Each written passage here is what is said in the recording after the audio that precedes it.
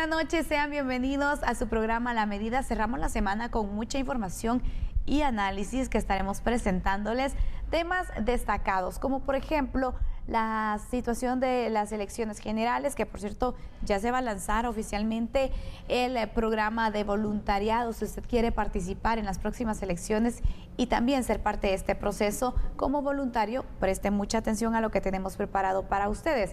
También otro tema, una investigación por temas de defraudación tributaria. Todo esto y más es que estaremos analizando con Fernando Pereira. ¿Cómo estás, Fernando? Buenas noches. Hola Sandy, muy buenas noches, un placer saludarte como siempre. Amigo y amiga televidente, gracias por permitirnos entrar allí, a la par de usted, en la comodidad de su hogar, para informarle de estas notas que son las que más impacto han generado en nuestra Guatemala. Las analizaremos y por supuesto conoceremos más información del mundo. Así es, porque ¿qué está pasando a nivel internacional? Quien nos tiene al tanto de lo que pasa es Andrés Estrada. Le damos la bienvenida. ¿Cómo estás, Andrés? Buenas noches. ¿Qué tal, Sandy, Fernando? ¿Están listos para el carnaval? Claro. Yo creo que sí. Porque en Brasil también se están preparando para el carnaval. Tienen toda la preparación, pero otros países no están tan alegres. Por ejemplo, en Perú están acusando de corrupción, otro caso de corrupción en contra de Pedro Castillo, el expresidente. En Ucrania, por ejemplo, está intentando Zelensky que Occidente le mande más armas. Y Japón, a Japón no le fue bien. Estaban lanzando un cohete, les falló, no les funcionó. Todo esto y más en unos minutos. Derecho al voto para militares y policías. Exploramos lo que dice la ley al respecto.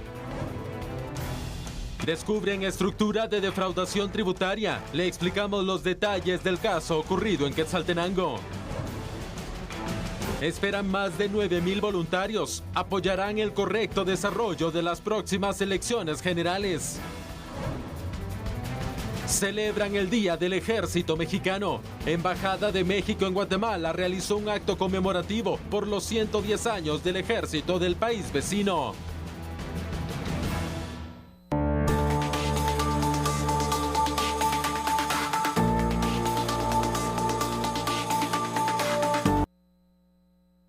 La Comisión de Actualización y Modernización Electoral CAME analizará al finalizar el proceso electoral 2023 posibles reformas a la ley electoral para que en los siguientes procesos, a partir del 2027, las fuerzas castrenses policiales, guardias privados o agentes de PMT puedan votar. Pero esperamos que en los años siguientes se tome pues ya la cultura de que el voto es guatemalteco, somos todos. Y esperemos, porque recuérdense ustedes que posteriormente van a venir las preguntas sobre el abstencionismo y hay solamente 42,000 solamente en el Ministerio de Gobernación que se van a quedar sin votar.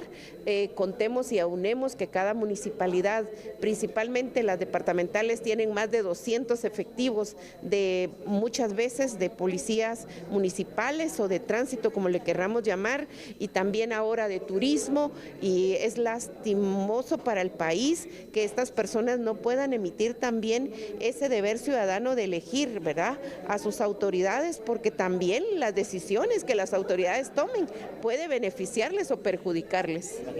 Más que una recomendación, necesita ser una reforma de ley. Si no se reforma la ley en ese sentido, la recomendación se va a quedar en eso, en algo discursivo. Entonces, por supuesto que nos encantaría que participaran. Lo hemos presenciado en otros países donde hemos ido a hacer nosotros observación electoral y todos los que usted mencionó participan. Pero en Guatemala, por la ley, que la ley tiene vedado esto, no lo hacen. Entonces, más que sí sería bueno que sea una recomendación de la CAME, pero eso debe enfilarse hacia una propuesta de reforma de ley. En el caso de los privados de libertad se hará un estudio.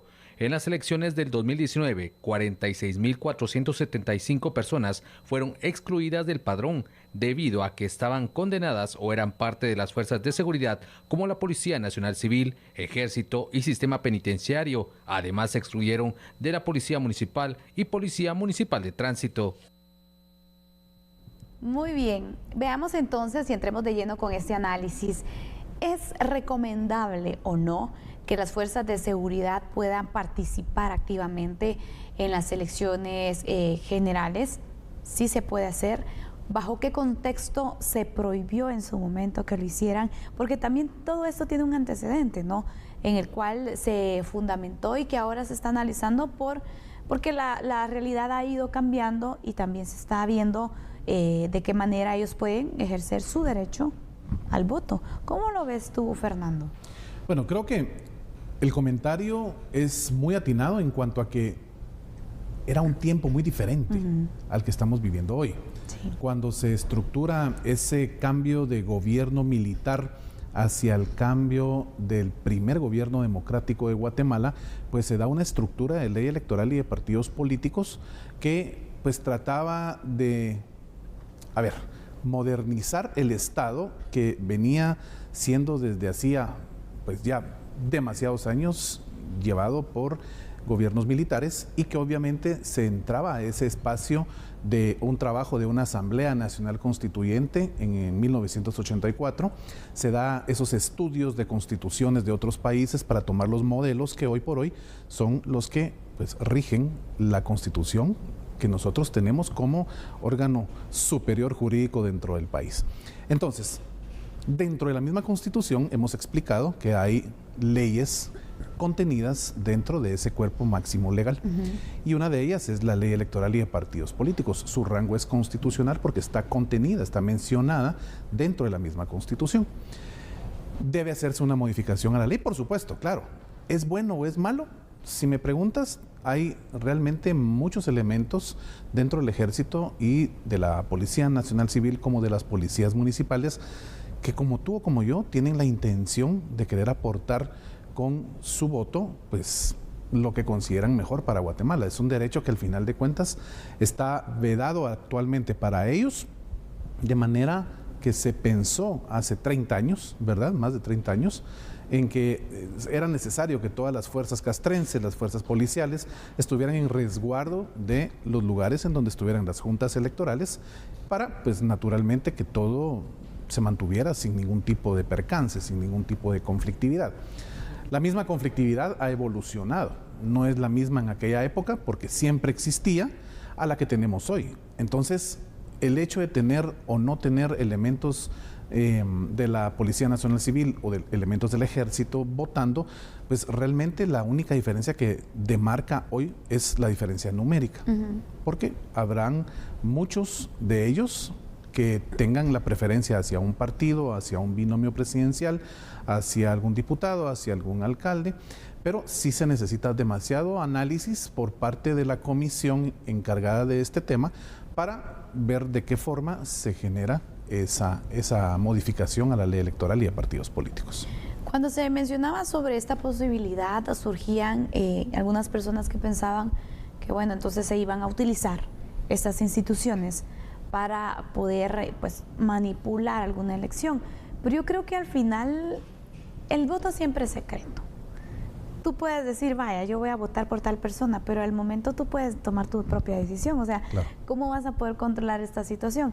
Aparte de eso, si no pasaría en el resto de instituciones públicas también. Así es. Entonces creo que este valor también sería bueno considerarlo para que pues los elementos de las fuerzas de seguridad puedan participar como ciudadanos que son, porque el hecho de que sean agentes no quiere decir que no son guatemaltecos, que no tienen el derecho de poder elegir también autoridades. Podría ser oportuno y creo que sería de ver entonces qué tan democrática está nuestra república para poder considerar entonces hacer este tipo de modificaciones. Mira, el derecho es una ciencia viva, es una ciencia que evoluciona y evoluciona todos los días. Todos los días va teniendo aristas, influenciadores externos que van alimentando nuestro derecho sustantivo, nuestro derecho real que aplicamos día con día, tanto los abogados como los ciudadanos, ejerciendo sus espacios en el punto donde se encuentren, y simple y sencillamente el derecho no es estático. Entonces, esta misma evolución puede permitir de alguna manera que esa modificación les genere el espacio a estos guatemaltecos y guatemaltecas para emitir su sufragio. Manipulación, como tú bien lo apuntalaste, yo no lo veo así, porque entonces si yo trabajo en una institución pública, van a estar controlándome que yo vote por el gobierno de turno o por el gobierno municipal o por un diputado. Simple y sencillamente el secreto está latente cuando tú vas y emites ese voto. Ahora bien, algo que me llama mucho la atención de las declaraciones de la magistrada presidente del Tribunal Supremo Electoral es algo que es una realidad. los magistrados del Tribunal Supremo Electoral, no porque sean los de ahorita, eso es de siempre, han participado como observadores electorales en otras fiestas electorales de otros países. Es parte de esa misma unión entre estados y apoyo interestados, donde cada país que va a celebrar sus elecciones, pues invita a los observadores internacionales. Y ojo, esto es un trabajo muy bien hecho por profesionales y de una manera muy objetiva. Entonces, ese aprendizaje que te permite absorber el ir a otros países que ya implementaron este cambio y darse cuenta que no afectó, al contrario, simplemente coadyuvó a que la fiesta electoral en ese país tuviera pues mayor participación. ¿Cuántos elementos entre ejército, Policía Nacional, Civil, de tránsito? Es realmente una fuerte cantidad de guatemaltecos y guatemaltecas. Entonces, ese observatorio internacional que se ha aplicado por parte del Pleno de Magistrados hoy, cuando van fuera o han ido fuera a participar como observadores electorales, definitivamente trae un aprendizaje, ha traído una escuela que puede servir como elemento informativo, elemento educativo para quienes están conformando la comisión encargada de analizar y dictaminar si esa modificación a la ley es viable, y eso va a permitir darnos cuenta que sí, que en Guatemala también se puede. Exactamente, yo creo que también las experiencias de otros países nos sirven para incluso tomar lecciones, ¿no?, de lo que se puede hacer, lo que no se puede hacer, o cómo incluso mejorar estos procesos que se llevan a cabo en otros países para poderlos tomar en consideración. Creo que esto nos da una pauta bastante grande de poder entonces tener elementos para el análisis y poder hacer la evaluación con los otros sectores, por supuesto, también para poder entonces hacer modificaciones que sean necesarias. Y qué bueno que también desde ya se esté evaluando, fíjate, porque lo hemos dicho, a veces se quieren hacer modificaciones a la ley que son muy tardías y no da chance incluso de poder socializarlas, de poder aclarar ciertos puntos. Entonces, así es como se tienen que ir haciendo las cosas, con tiempo, preparando el análisis, pudiendo también socializarlo, evaluarlos con otros sectores, recibir incluso retroalimentación de personas que puedan tener ciertos aportes que puedan crear un mejor proyecto, y de esta manera entonces ir mejorando cada vez más en los procesos electorales. Vamos a ir con unos datos que creo que también es importante que podamos conocer sobre este tema, porque durante las últimas elecciones generales realizadas en el 2019, varios servidores públicos no pudieron votar. Entre ellos no votaron los elementos del Ejército, de la Policía Nacional Civil, guardias del sistema penitenciario y elementos de policías municipales y de tránsito. Y bueno, también el Tribunal Supremo Electoral basó la prohibición en el artículo 15 de la Ley Electoral y de Partidos Políticos, que ese artículo reza: no pueden ejercer el derecho de voto los ciudadanos que se encuentren en servicio activo en el Ejército Nacional o en los cuerpos policíacos y quienes tengan nombramiento por cualquier comisión o trabajo de índole militar. Esta es la prohibición. Entonces, recuerde, el artículo 15 de la Ley Electoral y de Partidos Políticos lo ha establecido, y este es el punto que podría modificarse según lo da a conocer entonces también las autoridades del Tribunal Supremo Electoral.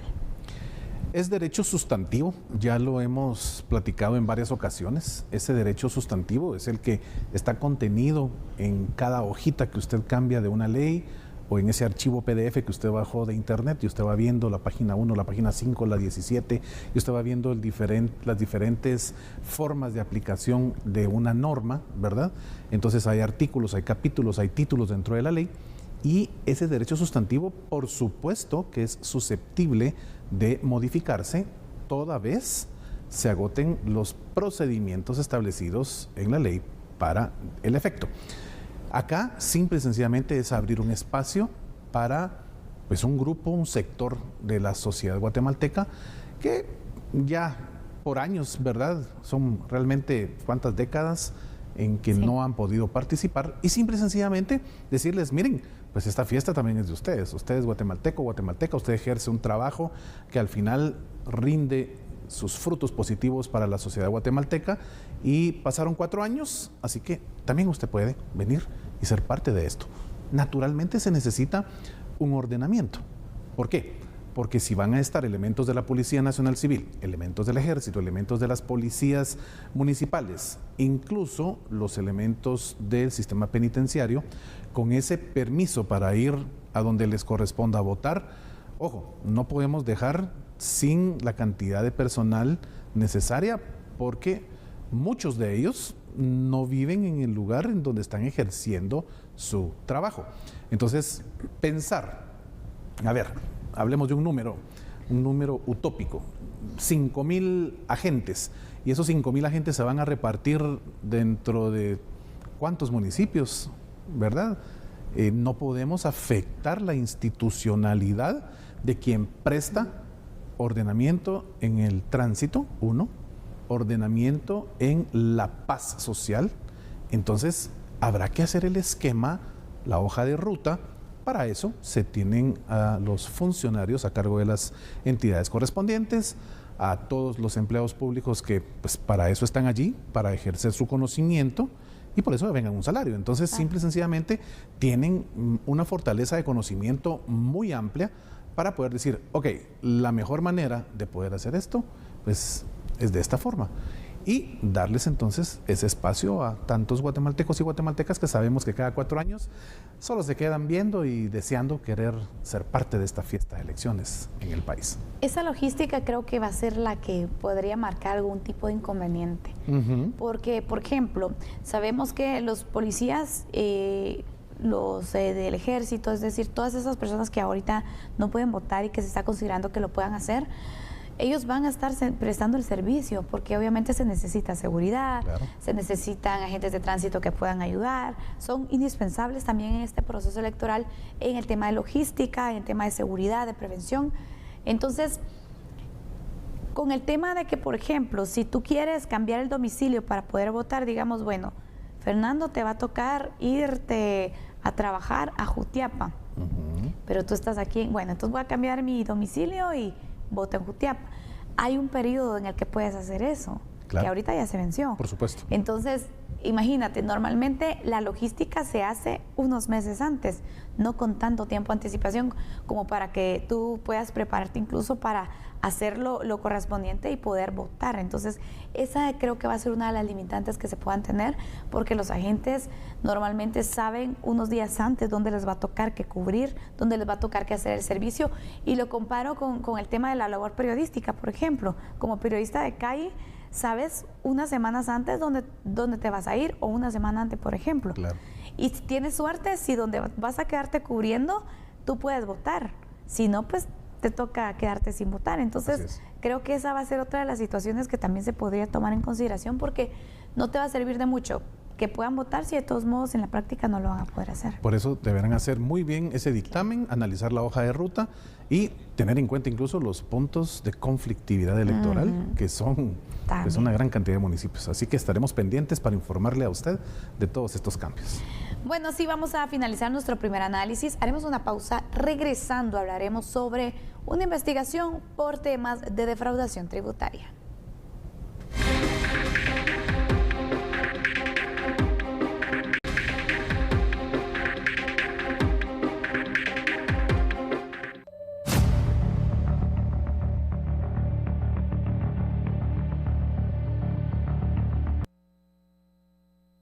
Luego de una denuncia se concretó la detención de 3 personas que presuntamente evadieron al fisco una fuerte suma en el pago de impuestos a través de una entidad en Quetzaltenango. La investigación comenzó hace 2 años y podrían estar implicados varios trabajadores de SAT, propietarios de comercios, entre otros. Entre el MP y la SAT hemos dado a conocer la detención de 3 personas, del licenciado Byron Inés de León, y 2 personas que trabajaban en esta oficina de auditoría, sobre todo el bufete jurídico denominado Buró de León GT. Se les acusa preliminarmente de un delito de defraudación tributaria, tanto en negocios propios como asesoría dedicada a este tema para defraudar al Estado. La investigación lleva 2 años y se han ido recabando pruebas a través de múltiples auditorías que ha hecho la superintendencia. A la fecha, se ha destituido a 6 personas de SAT por irregularidades dentro de la entidad. Se contempla que la estructura podría estar operando en otros departamentos, indica la investigación. Muy bien, pues la verdad es que es una investigación y casos bastante fuertes los que se daban a conocer por parte de las autoridades de la SAT sobre tema de evasión, de defraudación tributaria y sobre todo la manera en la que esta estructura podría estar funcionando. Fernando, imagínate, asesoría jurídica para defraudar a la SAT, para evadir en el cumplimiento del pago de los impuestos. Esto es bastante serio, la verdad. Recuerdo muy bien una frase que utilizaste anoche y decía, echa la ley, echa la trampa. Y lamentablemente hay muchos abogados que realmente se enfocan a ubicar en dónde está esa posibilidad de encontrar la trampa para no cumplir con lo que la ley específica contempla, sea cual es, esta cual sea. Puede ser penal, puede ser mercantil, puede ser civil, laboral, etcétera. En este caso, vamos a ver que dar una asesoría a nivel de un bufete jurídico para que tus clientes puedan de alguna manera encontrar el espacio y así evadir al fisco, esto es tremendo porque afecta una estructura de país, afecta a la niñez, afecta la infraestructura vial. Muchos podrán decir, sí, pero yo pago mis impuestos y no se invierten de la manera como yo quiero. Por supuesto que hay muchas falencias en el Estado de Guatemala, eso es un hecho, ¿verdad? Y esto no es solo de este momento, de esta etapa, esto es una evolución de aprendizaje que el país va teniendo conforme vamos avanzando y vamos creciendo como tal. Pero encontrar a profesionales del derecho, encontrar a colegas que realmente utilicen lo que en la ley está contenido para poder enseñarle un camino a la clientela para no darle al Estado lo que le corresponde de tus ingresos, eso realmente hace incurrir en una forma corrupta y una forma delictiva que de verdad alcanza estándares preocupantes, porque se afecta todo lo que conlleva ese día a día en cuanto a que Guatemala puede mejorar con cada centavo, cada quetzal que nosotros le entregamos al fisco de los ingresos que generamos con nuestro trabajo. Entonces, delicado, por supuesto, sí, definitivamente, y la idea es que la SAT, con todo ese andamiaje de profesionales que tiene en materia de auditoría, en materia legal, puedan, pues, no solo ubicar a estos profesionales que están generando ese tipo de asesoría, que es una asesoría pues, realmente muy negativa, y hacer lo que corresponde en materia legal, que es presentar las denuncias correspondientes, generar las auditorías que se deba realizar y por supuesto las personas que estén involucradas en esto, ojo, no pueden alegar ignorancia de la ley, porque la ignorancia no es fuente de derecho. Entonces, nadie puede llegar con el juez y decirle, ay, fíjese que a mí me dieron esa asesoría, pero yo no sabía que en la ley eso estaba prohibido. Nadie puede decir eso. No. Simple y sencillamente tenemos que saber que el ordenamiento jurídico en materia tributaria está muy claro y debe respetarse indistintamente cuál sea la cantidad de ingresos que manejes. Y mira, a mí me sorprende porque, por ejemplo, ya tenemos casos paradigmáticos, ¿no? Por tema de evasión de impuestos y que todavía, de hecho, están procesándose, que continúan. Entonces, vemos realmente las consecuencias del actuar que se puede tener en estas estructuras, que no importó que fueran funcionarios públicos de ese momento, que no importó que estuvieran abogados, que estuviera, bueno, cualquier persona, porque igual están enfrentando y han enfrentado un proceso penal. Claro. Y lo siguen haciendo. Siguen pensando que van a poder engañar a la SAT. Tal vez en un momento lo hicieron, pero tarde o temprano van a existir movimientos que generan sospechas, como es el caso que llevó a la SAT a poder indagar más y darse cuenta que realmente no es que una persona lo estuviera haciendo, sino que era una estructura o es una estructura que está operando de esta forma. Imagínate hasta dónde, cuánto tiempo han estado operando, cuántos millones de quetzales han estado evitando que ingresen a las arcas del Estado que hasta la SAT ha indicado, ¿no?, que les ha afectado incluso en el tema de recaudación tributaria.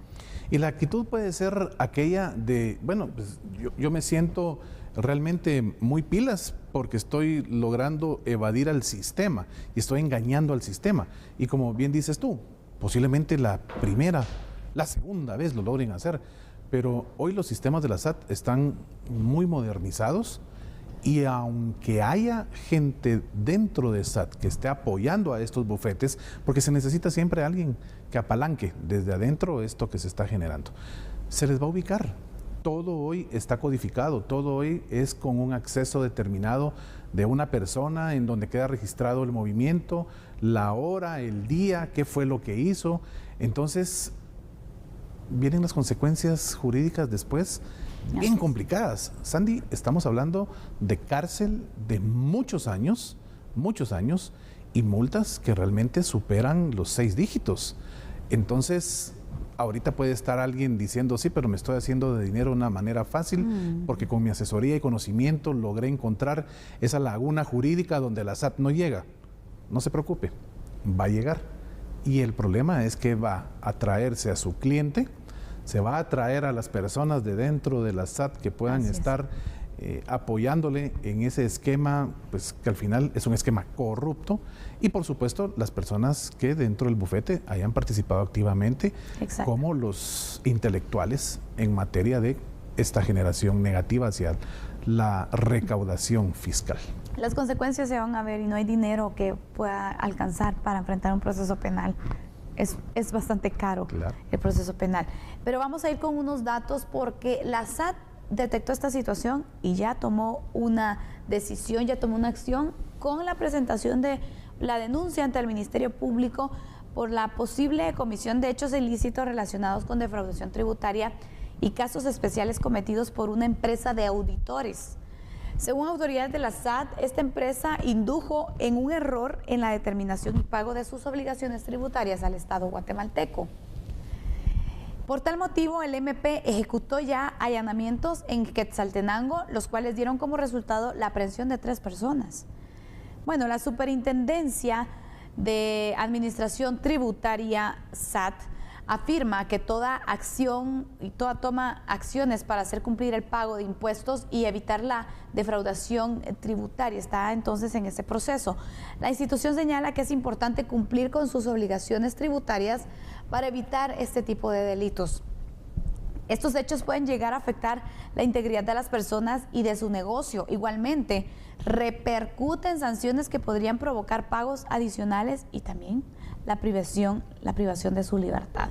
Son algunas de las consecuencias entonces que podría estar enfrentando una persona, bueno, estas 3 personas que ya han sido detenidas, que las investigaciones continúan. Así es. Podrían seguir porque se indica que hay sospecha que personas, trabajadores de la SAT pueden estar también involucradas. Imagínate, tener ahí a una persona adentro o a un grupo que al final de cuentas, ¿por qué están participando? Obviamente no es porque les caiga muy bien el abogado o la abogada que les pidió su apoyo, es porque están recibiendo una remuneración, están recibiendo pecuniariamente una cantidad que, a ver, aquí y en la Conchinchina es dinero ilegítimo, porque estás ganándotelo de una forma no legal. Y simple y sencillamente no hay dinero que se pueda esconder cuando es ilegítimo la forma en como tú te estás agenciando de él. Y sobre todo con los sistemas hoy informáticos que estamos manejando. Lo hablábamos ayer en alguna de las notas que analizábamos. La tecnología está a tal punto hoy por hoy que usted tiene una agencia virtual de la SAT muy eficiente, que si usted se está arriesgando a recibir una asesoría de un bufete de abogados que le está diciendo, mire, con nosotros se va a ahorrar este porcentaje y vamos a ver cómo hacemos para que el IVA, el ISR, cualquier otro impuesto de los productos que usted maneja, importa o exporta, no se lo demos al fisco. Óigame, eso es, de veras, ni quisiera pensar cómo uno de esos abogados o abogadas analiza las circunstancias en que el país está atrasado, ¿verdad? Y que con qué cara puede venir y decir, sí, es que el país lo que pasa es que está así porque la gente que anda manejándolo administrativamente no hace lo correcto. Pero ¿y usted, mi querido amigo, mi querida amiga, está haciendo lo mismo cuando pone al servicio de la corrupción usted está generándole corrupción a sus clientes y es algo que simple y sencillamente en algún momento va a tener una consecuencia jurídica. Y eso es así, es un hecho. Definitivamente. Así que qué bueno que se han logrado detectar estos casos. Qué bueno que continúan las investigaciones, que la SAT también esté tomando la decisión de hacer las denuncias correspondientes, de alertar a las autoridades y de pedir que se pueda investigar, que pueda dar toda esta información para que de esta manera también se pueda procesar a las personas y se detecten las estructuras que están haciéndole este daño también a los ingresos, a la recaudación de nuestro país. Vamos a finalizar esta parte de análisis, vamos a la pausa en este momento. Regresando hablaremos sobre el proceso electoral y los voluntarios.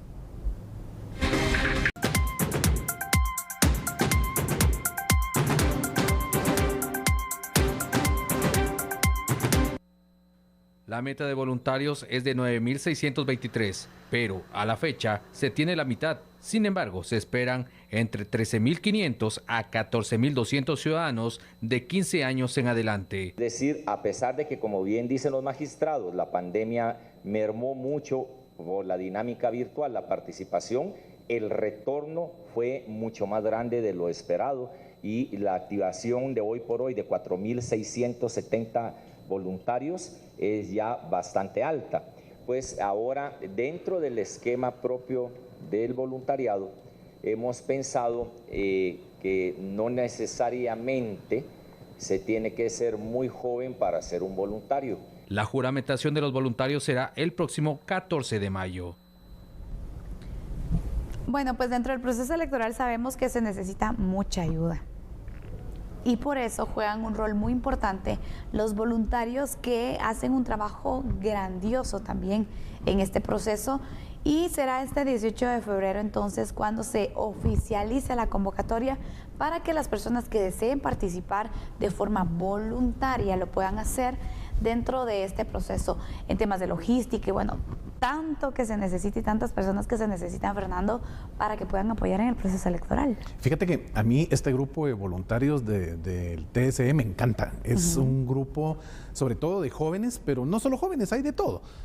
Tienen una energía, tuve la oportunidad de convivir con ellos en noviembre, diciembre y me encantó. Es un esquema muy bonito de las elecciones porque tal vez usted, amigo y amiga televidente, no los ubica. Usted llega a su lugar de votación, pregunta a alguien ahí, mire dónde está mi mesa, o usted se guía por los números del empadronamiento que le corresponde, pero están estos patojos con una actitud súper positiva, diciéndole, ¿qué tal? ¿Cómo está? Bienvenido. A ver, dígame cuál es su DPI, dónde le toca. Le llevan, lo asisten, le informan y realmente creo es una oportunidad para hacer civismo. Y te das cuenta que esa energía de todos estos voluntarios realmente es una parte elemental en ese objetivo principal que tenemos los guatemaltecos de que nuestras elecciones tengan resultados transparentes y en donde la participación ciudadana sea total. Entonces, esperar hoy 9,000 y posiblemente llegar a 14,000 patojos y patojas que vayan a estar ahí con esa energía, con esa gana de hacer bien las cosas, apoyar al ciudadano que pues esté perdido en el centro de votación o asistir a alguien que sea de la tercera edad, no sé, tantas formas en donde se siente esa forma bonita, esa intención de querer hacer bien las cosas por una Guatemala mejor. Exactamente, sí, es una manera de poder participar. Algunos lo hacen desde el tema de la postulación para alguna candidatura, otros lo hacen desde detrás de este proceso y en muchas ocasiones es el trabajo que no se logra ver. Son personas que uno no ve realmente qué es lo que hacen, pero de verdad se necesita de muchas manos para poder llevar a cabo un proceso electoral tan importante y tan grande como las elecciones generales.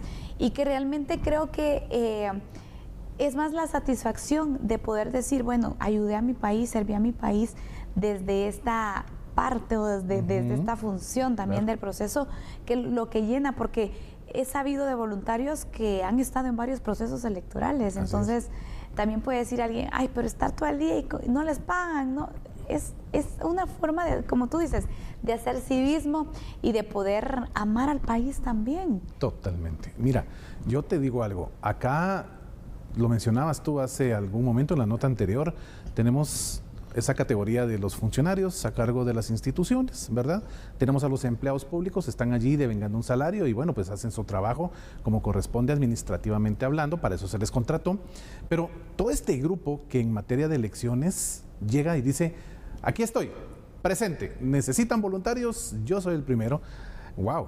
Y te digo de verdad, es una energía preciosa que se siente porque quieren, como bien dijiste, aportar su granito de arena para que tengamos una Guatemala inclusiva, ¿verdad? Tenemos a una Guatemala en donde son bienvenidos y bienvenidas todas para apoyar, ayudar y, lógicamente, que nuestras elecciones sean lo que todos estamos esperando, una fiesta electoral para nuestro bello país. Bueno, para ir terminando con este tema, yo quiero dejar claro unos datos también que son curiosos sobre el voluntariado, que por cierto, el voluntariado cívico electoral fue creado en el 2011.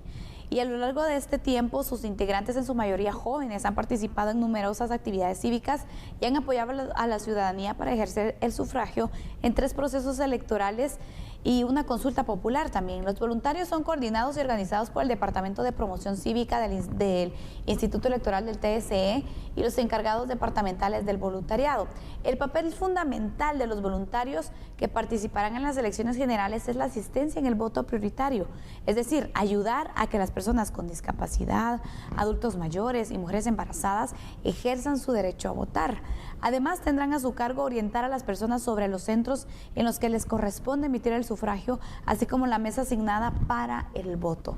Si ustedes quieren vivir esta experiencia, participar de esta manera, lo pueden hacer. Pueden abocarse al Tribunal Supremo Electoral. A partir de este 18 de febrero, entonces, se hace oficialmente el llamado para que lo puedan hacer y de esta manera participar de una forma activa, pero desde esta parte en el proceso electoral. Así cerramos entonces con el llamado también a poder participar. Existen varias formas de participar en un proceso electoral y esta es una de ellas.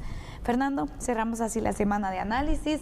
Han sido temas muy interesantes los que hemos tratado esta semana. Bueno, siempre un gusto compartir contigo el espacio. Un buen fin de semana. Gracias, Andy. Igualmente, el honor y gusto es para mí. Amigo y amiga televidente, la información va a 1000 por hora y aquí en TN23, en A la Medida, siempre encontrará ese análisis que usted necesita para aumentar su acervo cultural. Tenga la mejor de las noches.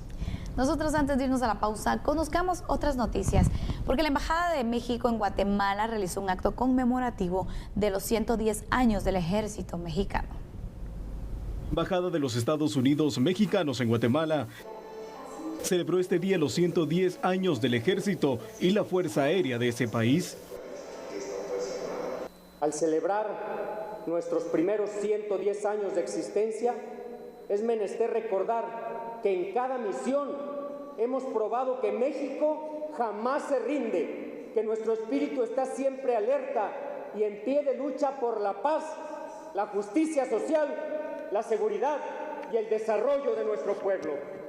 Así lo han demostrado los miembros del Ejército y la Fuerza Aérea que han caído en el cumplimiento del deber, en misiones que van desde el auxilio a la población civil ante desastres de órdenes diversos, hasta la defensa de la población al repeler agresiones por parte de transgresores de la ley. Por su parte, el embajador de México en Guatemala se refirió a la importancia que ha tenido dicha institución en su país. Para nosotros esto tiene una significación muy especial, celebrar el aniversario del Ejército, viendo al Ejército mexicano participar en la construcción del México de nuestros días, en obras públicas, en servicio social. Eso es la trascendencia para nosotros. A la ceremonia asistieron autoridades y embajadores de otros países en Guatemala. Y en otra información, el partido político Todos presentó un recurso de apelación ante la Corte de Constitucionalidad en contra de la Corte Suprema de Justicia por no otorgar el amparo provisional contra la inscripción del candidato a la vicepresidencia de la UNE. El partido político Todos vino a presentar la impugnación de la resolución de la Corte Suprema de Justicia que decidió no aceptar la solicitud de amparo provisional en contra de la candidatura vicepresidencial de la persona que es candidato del partido político UNE. La tradición constitucional de Guatemala establece que Guatemala y la presidencia es una instancia laica, separada de cualquier orden o influencia religiosa de cualquier orden. Nuestra constitución es coherente, así como prohíbe la participación de un ministro de cualquier religión en culto para la presidencia, también lo prohíbe para el ejercicio de un ministerio de Estado. Y de igual manera lo prohíbe para el cargo de magistrados en el organismo judicial. ¿Qué queremos decir con eso? La Constitución de Guatemala es coherente y no permite ninguna otra interpretación más que lo que ella dice, y es que un ministro de cualquier culto o religión tiene prohibición absoluta, sin temporalidad, de poder optar a la presidencia de la República, y eso es lo que hoy estamos planteando. Aquí estamos impugnando la solicitud de amparo provisional. Todavía falta la resolución de la Corte Suprema de Justicia, que es la sentencia en primera instancia, y luego vendrá en apelación de nuevo a la Corte de Constitucionalidad, de manera que aquí hay todavía un largo camino por recorrer.